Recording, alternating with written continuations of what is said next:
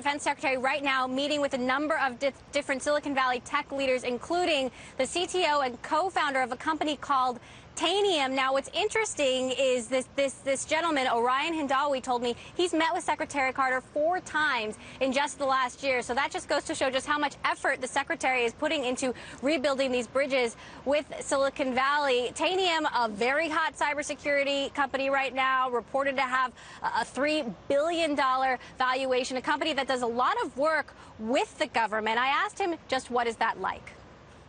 The government is the most interesting customer that we can have in a lot of ways. I mean, they're the biggest by far from a scale standpoint. They have really interesting problems.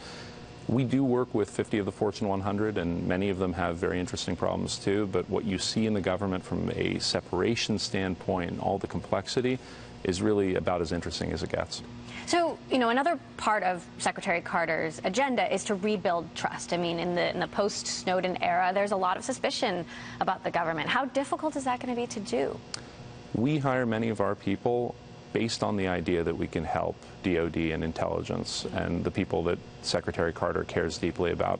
It turns out that in many cases, many of our engineers really, really want to help the men in the field be able to be more active and more effective. And so I think there is some trust that needs to be rebuilt around the NSA and what they've done.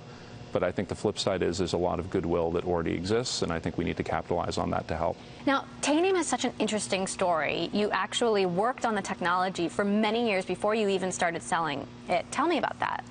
There's this myth in Silicon Valley that you can build this minimum viable product and just sell it to people and it'll take 6 months. It turns out in our business, you really have to get it right the first time. So we spent about 5 years with tens of engineers building it, working with customers in labs and then in production to make sure it was working on hundreds of thousands of computers before we ever took it to market. And that's what allowed us to go from $0 of sales in 2012 up to over $200 million this year, is that the technology just works. And that takes a long time to actually get working. So what is the technology? What's so special about it? Because this is a crowded market. Sure. If you look at most of our customers, when we first get there, they don't even know how many computers they have, right? Much less what they're doing or where their data is. I've talked to CIOs who've told me that they had between 100 and 200,000 computers, or 200 and 400,000 computers when I got there. If you don't know how many computers you have and what they're doing, you have no prayer of securing them. And so the first thing Tanium does is allow you to see everything you have, where it is, and what it's doing. And then you can start analyzing it against all the things that you want to make sure are true. So vulnerabilities are closed, operations are being done correctly, the right processes are running, and then actually change them. So we have customers who've gone from 80% compliance to 99.7% compliance in weeks because we can actually tell them what they have and where it is. And so that's what Tanium does. What trends are you seeing in the cybersecurity market? Because it seems like a very crowded market. There are a lot of companies out there that are very niche. Valuations are getting very high. Absolutely. So what I'm seeing is a lot of companies that are raising money on an idea and then never really executing on it, and then ironically raising more money on the fact that they haven't executed, but they think they might be able to do that later. There's so much interest in this area that any good idea is being funded to the point where it can just keep on zombieing forever, and I think that's going to have to change. I mean, there are many companies in our market where their cost of sale is higher than the revenue that they're getting, and they have no idea how to change that, and that's called a nonprofit, right? I mean, they should reincorporate as nonprofits if that's the way they're going to run their business. So I think there's going to be a real consolidation in our space around technologies that really work. I think that there's going to be a change in funding because I think the venture community is going to recognize that there's a pattern here that they don't want to continuously promote.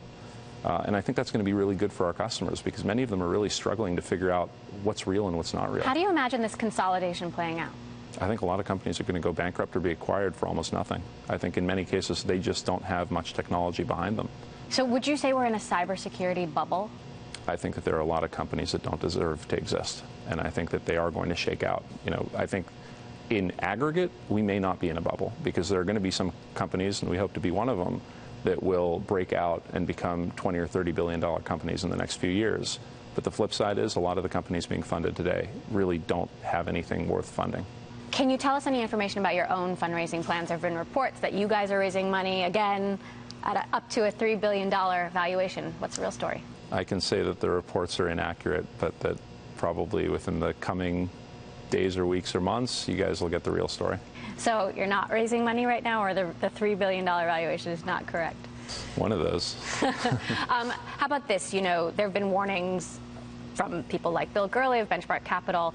You know, he's concerned that startups are prioritizing growth over profitability. How are you prioritizing growth versus profitability? So we've been growing 300% year over year, and we've been profitable every quarter during that process. And I will say very clearly, I think that being profitable as a startup is hard, but it's absolutely worth it because it forces discipline. Many of these companies are throwing things against a wall and seeing if they stick. At Tanium, we've never allowed ourselves to do that, which has forced us to really think through everything we're doing, and I think the company's better for it.